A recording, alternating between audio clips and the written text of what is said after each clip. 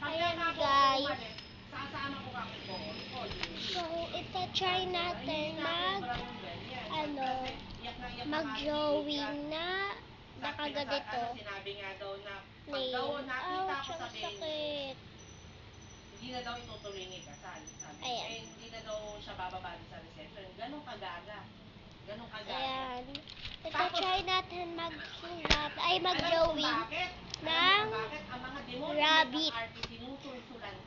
ng rabbit. Mag-drawing ng rabbit. And ito na siya. Tapos sabi ko, mag-drawing tayo ng rabbit dito. May sapak talagang malalaki. Ayan. Ito yung binili ko. And ito yung Kala mo ba? O di tapos sabi ko gusto ka ako. Yung Sabi ko ganyan sa hirap ng inabot. ballpen. Hindi naman sa pera. Ballpen. Ano ito? Hindi lang ako sa pera. Ruler. Sabi ko ganyan kaya Pangtasa. Nawawala kasi guys yung yung pangbura. Next is ito. Pencil. Talagang mamalditahan ko na talaga. Malapit na. Ayan. So, let's go. Try na natin Tapos sinusugod mag-drawing. ako nung isang pinsan. Huwag daw ako mag-attitude. Ganyan. Bayad daw Kaya kami gumawa ng coordinator para teka muna ako. Ginanyan ko na. Tapos sabi ko, Let's go. tayo ako mamaya. Sabi ko gano'n. Teka muna ako. Papakita ko sa inyo kapag tapos na ako.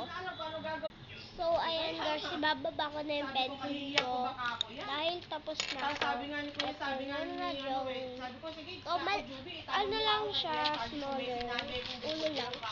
Oh, siguro to malikod ako agad kasi ito siya. madali na nga ako kasi oras na yung kalaban ko. Bunny, Oras na rabbit. ulan, Diyos ko ka ako, Mama Ro. Isipin mo, nandun ako sa ulanan. Ayan. It's so beautiful. Yun lang guys. Sana naging maganda tong drawing ko. And sana naging masaya kayo sa ginawa ko na to.